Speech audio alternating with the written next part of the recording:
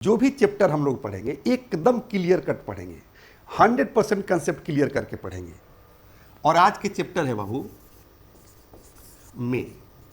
मे का हिंदी अर्थ होता है बाबू सकना, और कैन मतलब भी होता है बाबू सकना।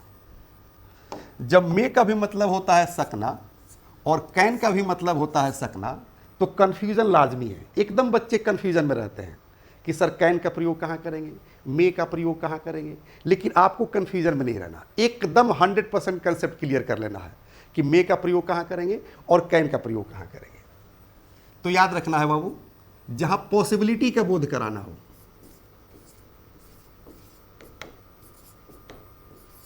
पॉसिबिलिटी यानी कि संभावना या डाउट,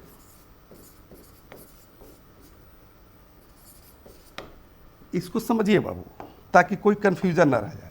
पॉसिबिलिटी मतलब संभावना, डाउट मतलब संदेह।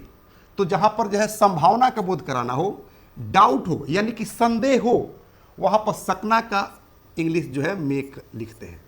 जैसे कहते हैं ना कि आज वर्षा हो सकती है, तो आज वर्षा हो सकती है वो आपके बस की चीज नहीं है।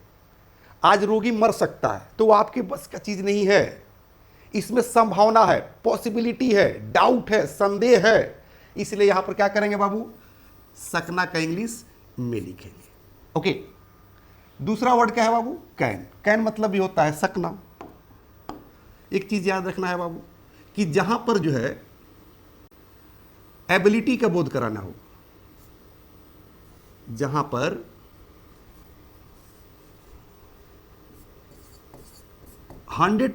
एबिलिटी,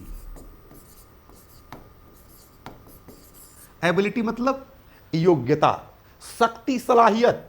तो जहां 100% एबिलिटी का बोध कराना हो,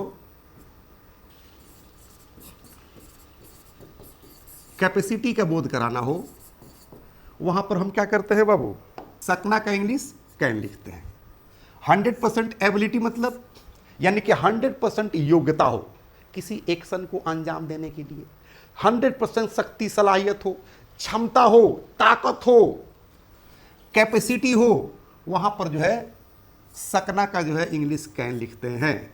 ये डिफरेंसेस रहा मे में और कैन में। ओके। और मे में और कैन में क्या अंतर है, क्या डिफरेंसेस है, ये हम लोग पढ़ चुके हैं। अगर आपका क्लास मिस कर गया हो तो आपसे मेरी रिक्वेस्ट है कि ऐप पर जाकर अपना क्लास अटेंड कर लीजिए ताकि आज का क्लास डिस्टर्ब नहीं हो। क्योंकि आज जो है हम लोग जो है मे का प्रयोग नहीं पढ़ रहे हैं, कैन का प्रयोग नहीं पढ़ रहे हैं, बल्कि कैन पर और मे पर पैसिव वॉइस पढ़ने वाले हैं इंग्लिश मीडियम से, जो आपके हर एग्जाम में पूछता है। चाहे रेलवे का एग्जाम हो, एसएससी का एग्जाम हो, बैंकिंग का एग्जाम हो, एनडीए का एग्जाम हो, या कोई जनरल एग्जाम हो जैसे मैट्रिक, इंटरमीडिएट, ग्रेजुएशन। ओके। तो पैसिव वॉइस आसान बनाने के बाबू एक ही तरीका है। क्या तरीका है, तो एक तरफ जो है बाबू आप एक्टिव वॉइस समझ लीजिए और दूसरी तरफ जो है आप पैसिव वॉइस समझ लीजिए। एकदम आसान हो जाएगा कि कैसे मे पर और कैन पर जो है एक्टिव वॉइस से पैसिव वॉइस बनाते हैं। क्योंकि जो वाक्य आपको एग्जाम में दिया रहेगा वो एक्टिव वॉइस पर रहेगा। किस पर रहेगा बाबू, एक्टिव वॉइस पर रहेगा, जिससे आपको क्या करना है, पैसिव वॉइस में चेंज करना है, जो बिल्कुल आसान है, बिल्कुल ईजी है। बशर्ते कि आपका कंसेप्ट क्लियर होना चाहिए कि मे का मतलब क्या होता है, कैन का मतलब क्या होता है, कहाँ कहाँ यूज होता है। और एक्टिव वॉइस में अगर मे और कैन दिया रहे तो उसका पैसिव वॉइस में बदलेंगे तो कहाँ कहाँ ध्यान देने की जरूरत है। ओके।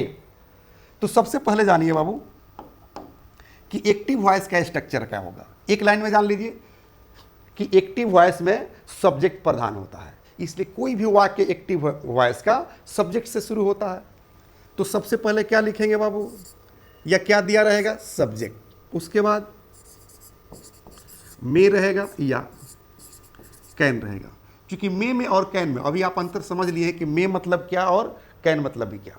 मे में और कैन में क्या अंतर है अभी हम लोग समझ रहे थे। और ये चैप्टर आपके ऐप पर अवेलेबल है, एकदम बेस्ट लेक्चर, एकदम डिटेल में मैंने पढ़ाया है कि जो है मे का प्रयोग कहाँ करेंगे, कैन का प्रयोग कहाँ करेंगे। आपका क्लास मिस कर गया हो तो अटेंड करके आइए, क्योंकि आज का लेक्चर आपको तभी समझ में आएगा, पैसिव वॉइस तभी समझ में आएगा जब मे और कैन का प्रयोग पढ़े होंगे। ओके। थोड़ा बहुत अगर कोई दिक्कत होगा तो जिस स्टाइल में मैं पढ़ा रहा हूँ, जिस आइडिया से पढ़ा रहा हूँ, एकदम समझ में आएगा।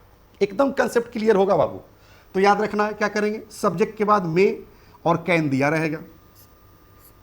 हो सकता है कि नॉट भी दिया हो, उसके बाद V1 रहेगा,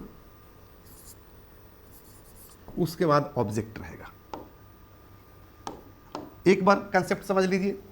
एक्टिव वॉइस में वाक्य क्या रहेगा, सब्जेक्ट से शुरू होगा, तो सब्जेक्ट में आ सकता है या कैन आ सकता है, नॉट भी आ सकता है, V1 रहेगा और ऑब्जेक्ट रहेगा। ये रहा स्ट्रक्चर एक्टिव वॉइस का, जो एक्टिव वॉइस पर सेंटेंस दिया रहेगा, जिसे आपको पैसिव वॉइस में चेंज करना है। तो पैसिव वॉइस में चेंज करने के लिए मैंने आपको एक रूल लिखाया था जब जो है शुरू किया था वॉइस, तो याद रखिएगा यही रूल मैंने लिखाया था कि ऑब्जेक्ट को सब्जेक्ट बनावे, सहायक क्रिया को जोड़ दे, मुख्य क्रिया का तीसरा रूप सब्जेक्ट को ऑब्जेक्ट बाई से मोड़ दे। चूंकि ये थ्योरी नहीं भूलना है, ध्यान दीजिए, देख लीजिए, क्योंकि इसी थ्योरी पर टोटल वॉइस को आप एक्टिव से पैसिव वॉइस पे चेंज करते हैं, चाहे टेंस पर हो या मॉडल एक्जुअली पर हो एक्टिव वॉइस, जिसे आपको पैसिव वॉइस में चेंज करना है, एकदम उसी रूल पर चेंज होगा। तो क्या कह रहा है, ध्यान दीजिए, कह रहा है ना बाबू कि ऑब्जेक्ट को सब्जेक्ट बनावे। ओके, तो यानी कि ऑब्जेक्ट को सब्जेक्ट बनावे मतलब यानी कि एक्टिव वॉइस में जो ऑब्जेक्ट रहेगा उसी को हम लोग सब्जेक्ट बनाएंगे। और अभी मैंने बताया क्या कि एक्टिव वॉइस में सब्जेक्ट प्रधान होता है, जबकि पैसिव वॉइस में ऑब्जेक्ट प्रधान होता है। The first step towards achieving your dreams is having the right coach. Get the best education with English Plus by Sanjeev Sivaneer and make your spoken English dreams come true. Download the app now.